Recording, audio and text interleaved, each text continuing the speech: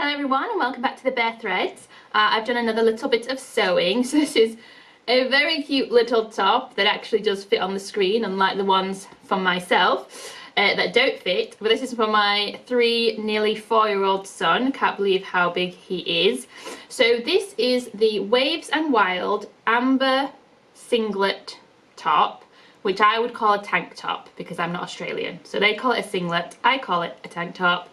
But it's a very cute little pattern. So you have the front and the back piece, which is almost the exact same, except the neckline of the front is slightly lower. And then you have the neckband, and then you have the kind of armhole cuff bands. Cuff bands? I don't know. As well.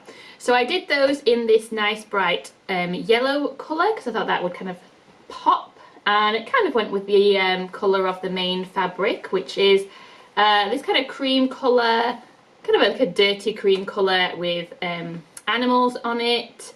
I got this in a mystery box. It's jelly fabrics, so I got a mystery box or mystery bundle from Jelly Fabrics, and this is one of the fabrics in it. And they just sent quite a bit because I've already made him a t-shirt in this fabric, a pair of leggings in this fabric, and then also last year I made him a pair of leggings as well, which now don't fit anymore. But he's had a few garments from it.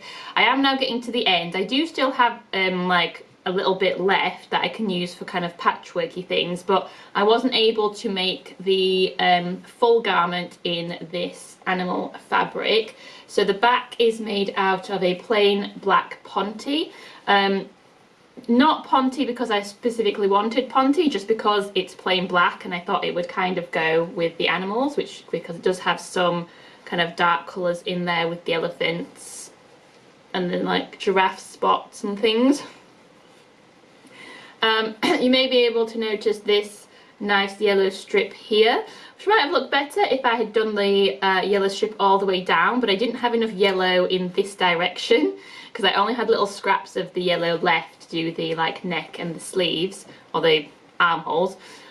This was because I didn't quite have enough of the animal fabric, although I do have more of the animal fabric left. I didn't have the this piece that I was using just had this like sort of triangular shape cut out of it, and it would have been a bit awkward to line up the animals, and I actually thought that just sticking this, because it was only a tiny little bit that I was missing, so I've actually covered it up more than it needed to. But I thought if I'm going to add some yellow in there to cover it up, I should add a bigger chunk, and then it looks more intentional.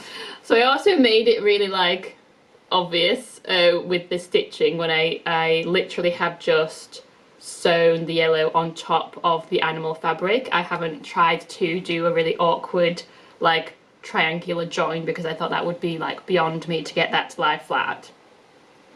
So I've just made it really obvious because obviously it was never going to be hidden. But yeah, so you've got the yellow there, and then that's another reason why I thought I would also bring in the yellow around the neck and the armholes. The black on the back, it might not show up on camera, but there is actually a seam. Yeah, you can see that. There's a seam running across the back because I also didn't have a piece of the black that was big enough by itself, so I had to stick 2 pieces of black together.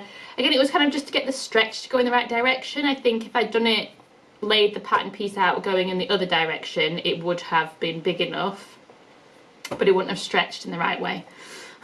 So I did have to sew them together. So it's a simple pattern. You just join the front and the back at the shoulders and the side seams, and then you put the neck cuff on, neck band on, and then the cuffs on, whatever these bits are called. I did top stitch them then, and I did do quite a good job actually. I had to unpick one of the arms like a couple of times because it kept going really wonky and kept getting stuck. But once I'd done that, the other like top stitching I did actually looks pretty good, and like I did it. It's quite noticeable on the back against the black, and it actually looks quite good. I will say that the I did the hem in the same way with a yellow thread and zigzag stitch, and it did like catch a few of the stitches, so it doesn't look quite as neat, which is a shame, but it's not really like a major deal or anything. I wasn't going to unpick it and redo it.